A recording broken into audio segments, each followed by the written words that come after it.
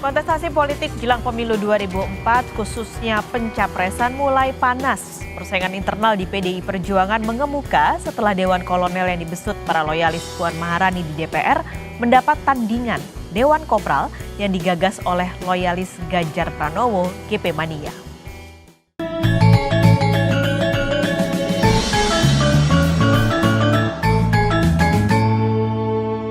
Puan praktik dagang PDI Perjuangan. Sampai saat ini, sampai detik ini, Puan Maharani tetap menjadi pilihan utama calon presidennya PDI Perjuangan. Belum ada tanda-tanda Megawati akan berpaling ke Ganjar Pranowo atau ke yang lainnya. Para kader partai bermoncong putih ini juga masih mengamini Puan adalah capres pilihan utama. Puan juga rajin wirawiri ke sana kemari melakukan penjajakan dan menjajakan dirinya ke sejumlah partai politik. Terakhir, 7 Oktober kemarin bertemu dengan Erlangga Hartarto, Ketua Umum Golkar di Monas. Golkar adalah partai terbesar kedua setelah PDI Perjuangan. Puan juga berusaha mendekati masyarakat, sekalipun menjadi bahan kecaman gara-gara raut mukanya yang tidak menyenangkan dan terekam kamera sedang ngomelin ajudannya.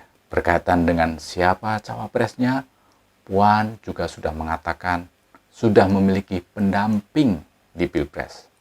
Pengertian pendamping yang dimaksudkan tentu adalah cawapres.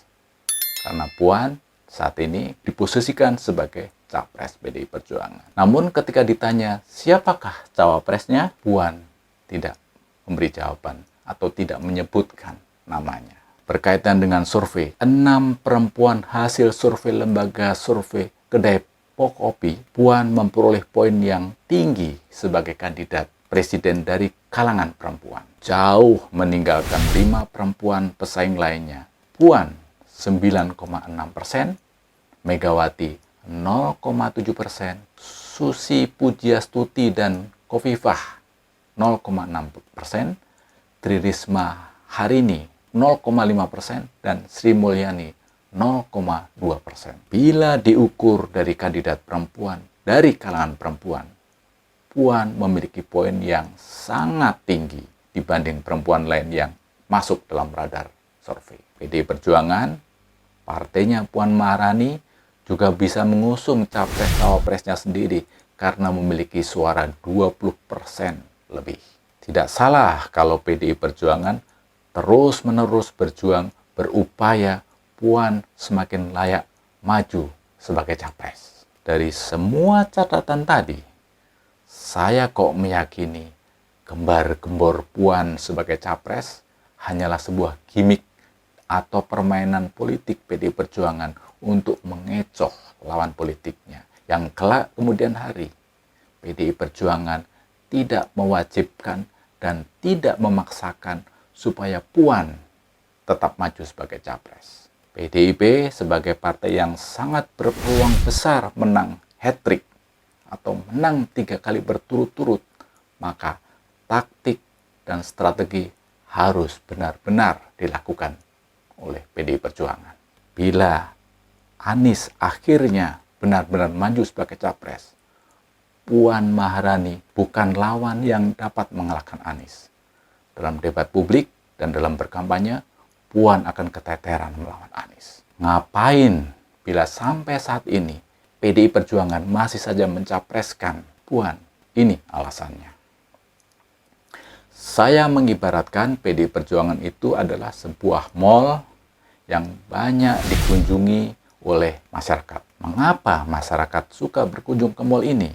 Karena mall ini memiliki gedung yang sangat menarik dan juga berada di lokasi yang sangat strategis, mudah dijangkau oleh masyarakat. Mall ini juga menjajakan produk atau produk yang layak jual dan berkualitas. Produk yang dijajakan di mall ini namanya Jokowi dan Ganjar Pranowo. Sebagai sebuah mall yang sangat populer, maka PDI Perjuangan akan memanfaatkan kesempatan dan kemewahan yang dimilikinya ini. Kebanyakan partai lain, bila kita ibaratkan hal yang sama, yaitu sebuah mall, partai lain rata-rata sepi dikunjungi orang.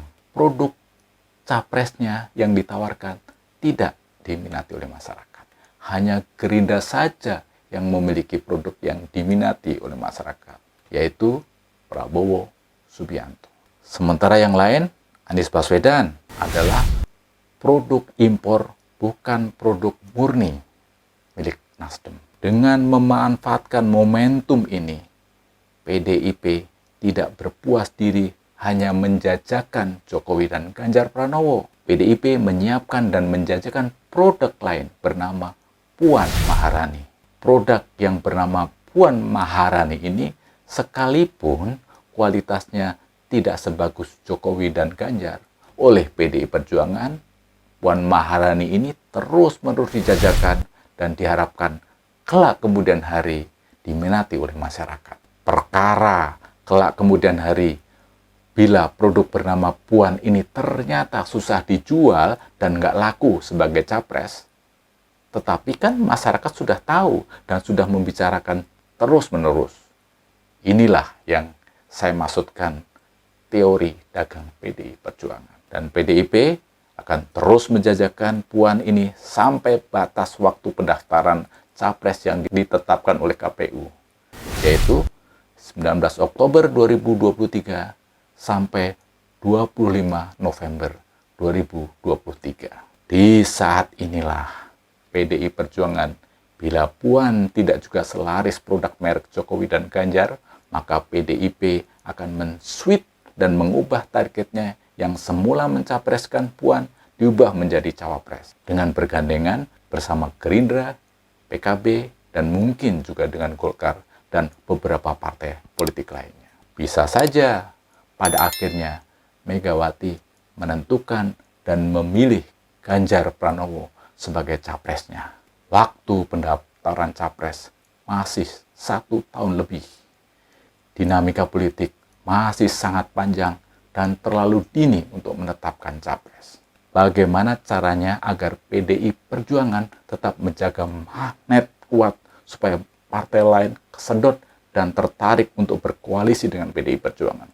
Ngapain juga buru-buru menentukan capresnya bila akhirnya seperti apa yang dilakukan oleh Nasdem tidak juga mampu memancing partai politik lainnya bergegas, bergabung, dan berkoalisi dengan Nasdem, kecuali kedua partai oposisi, Partai Demokrat dan PKS. Dan sebagai partai pemenang pemilu, PDI Perjuangan tentu harus taktis dan harus pandai memanfaatkan momentum pesta politik 2024 ini.